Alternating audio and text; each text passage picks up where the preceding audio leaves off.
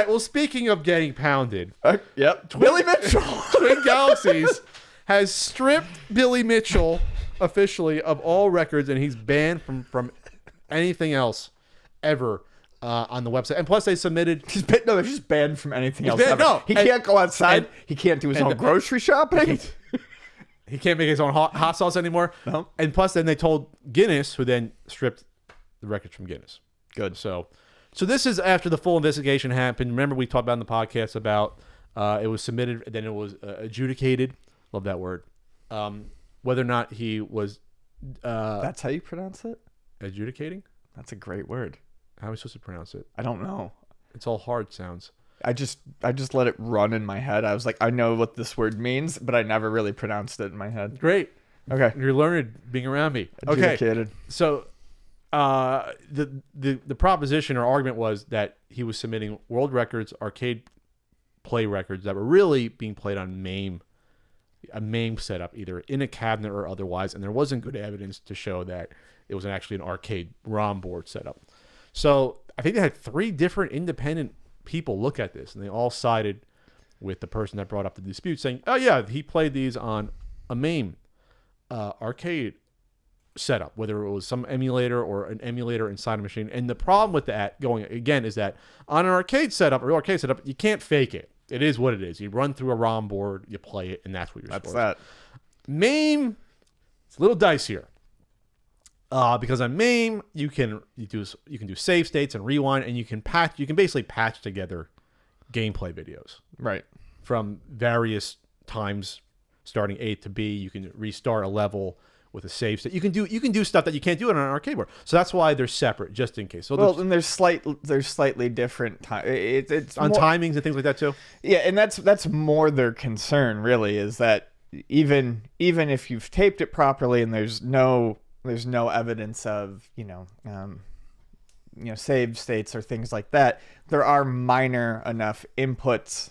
There are minor enough issues with input and timing that they still think it could be enough of a difference to not count it. Sure. And frankly, if it's an arcade, regardless, if it's an arcade record, it should be on arcade hardware. Yes, if you said it's a real arcade board and it's not, it's on you. Yeah, for not knowing that. And already that looks suspicious. Sure. Why are you lying about it? So this goes back to even the King of Kong thing, because I was like, who was the first to get a million high score ever in the game? Steve Wiebe or Billy Mitchell. So now that million score is wiped out. So now Steve Wiebe is recognized as the first player ever going to get that million plus score in Donkey Kong. So you get some justice 11 years later. I'm not sure if Steve Wiebe's in the scene anymore. He probably doesn't even care about this shit at this point, since he's a normally adjusted person with probably a family and a real life. Not a guy who decided he needed to make his entire ego off the fact that he's good at Donkey Kong. What kind of accent was that? I don't know. That's Donkey just Kong. That's just That's how that voice. That voice is how I feel about Billy Mitchell. Good at Donkey Kong. I'm good at Donkey Kong. So they removed all the scores. The forum moderator Jeremy Zelnia Young cited frame-by-frame analysis of the board transitions in Mitchell's Donkey Kong tapes. We talked about that. How the actual how the display appear. of the board appears. Sure, the stage. Showed visual artifacts suggesting that they were generated by early versions of MAME, not Donkey Kong hardware. Yikes. So let's see what was wiped. A 1.047 million port performance that was highlighted in King of Kong. We spoke about that.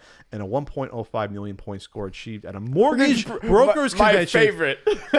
That sounds like a hot time at that mortgage brokers convention. Because that's what the cool people do. They go to mortgage brokers convention. I'm not telling you how to run your mortgage brokers convention.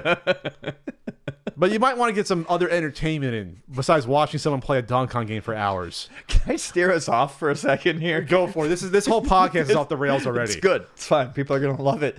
There was a real estate convention up in Canada about a month ago. Okay. And next to the Sonic convention, Sonic Furry convention. And where Tails was getting pounded. And they had Pitbull up there doing some speaking, but they also had Sly Stallone, old Sylvester Stallone, up there do some speaking. And he straight up said on stage that he did not have anything prepared. He knew nothing about real estate, and he just rambled off the top of his head for about 20 minutes. I probably got paid $100,000. Yeah, it was funny to do that. Yeah. Anyways, I don't know about real estate. In Rocky back in 1976, I thought about buying a condo in the South Side, but I didn't do it. What the hell is he talking about? he didn't talk about real estate at all. He probably was thinking Q&A about the Rocky movies. No, I actually had a transcript of it. It was very funny. They had money to blow, I guess. They had money in the real estate convention coffers. Anyway, getting off topic. Yep. So I think Mitchell's not going down without a fight, though. He's going to try to fight this again, even though 3 different, I think, independent sources, including was it one he even hired himself to be on his side, said no, this is MAME stuff. Sorry. So I think the tragedy in this, there's a lot of tragedies, is that Billy Mitchell is a good player. He's not some guy who doesn't know how to play these games. Right. He's actually one of the first pro gamers that people have heard about. So this is sort of like a Pete Rose situation, where this guy should have been recognized as the best hitter ever, and arguably is, but he's tainted by all this bullshit that happened on the outside.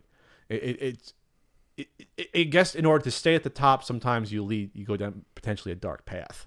Yeah. Well, Pete Rose, he just had a gambling problem. He was already known as the best all-time great, most hits, and then he just said, I want to gamble because I don't know why, because I have a problem. So I don't know where else to go with this, and that at the end of the day, this is stuff that less and less people are going to care about year after year going forward in our lives. Sure. Like pro original arcade competitive scores, that's just the bottom line. There's less and less of us that played arcades that care about it or talk about it year after year. Me and Ian are getting old, and we're old in the teeth right now. And we grew up with arcades. We're the last generation that grew up with arcades. We're dead. After we're dead, it's done. Right? In 25 minutes, I'm going to need a vitamin shot.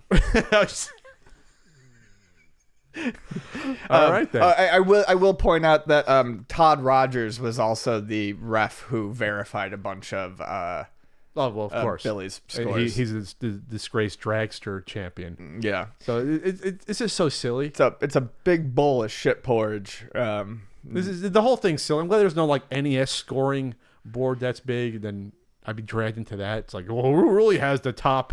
I don't know. Tiles of Fate score. Imagine deciding that and not blowing your brains out, drowning yourself in the hot tub. Again, that's the theme of the show. In the hot tub. In the hot tub. But good on Twin Galaxies for actually finally getting dragged into doing the right thing, or else their reputation is totally tarnished forever. There was some weird shit happening before that with weird editorials attacking the people bringing this stuff up before and attacking the people doing the YouTube videos. And I do want to, and I should bring this up is just what that's a good point, Ian. Jace Hall, what Jace Hall said, because Twin Galaxies was getting tons and tons of shit, but he says, anyone looking into their own past with honesty and a desire to improve will likely find things potentially messy and uncomfortable. Twin Galaxies has experienced a nice big dose of that again with this dispute. However, Twin Galaxies understands that this is required for it to continue. Its commitment to accuracy, as we all have learned, this cannot occur overnight. It must be a step-by-step process. They're not pretending that there's not a bunch of bullshit here. They're not trying to avoid any marks on their name. I mean, they're trying to fix this as best as they can. This was bought, 2014 from Walter Day? Yeah. So it sounds like they inherited a bunch of bullshit that was there before. Right. The Inclusive Boys Club and let's protect our own scores from 35 years ago. This is the only thing we have left in our lives. That's not, if you're going to run an objective world record scoring site, that shouldn't matter. Get rid of that. Yeah. Get rid of the trash. And it doesn't sound like they knew about this sort of shit. There could have been some naivety as well. Yeah. You maybe don't know the full history, but you should look into the characters on the site. So I don't know. That's all I got to say about this topic. And, good luck with the hot sauce, I guess. I don't know where else to go with that.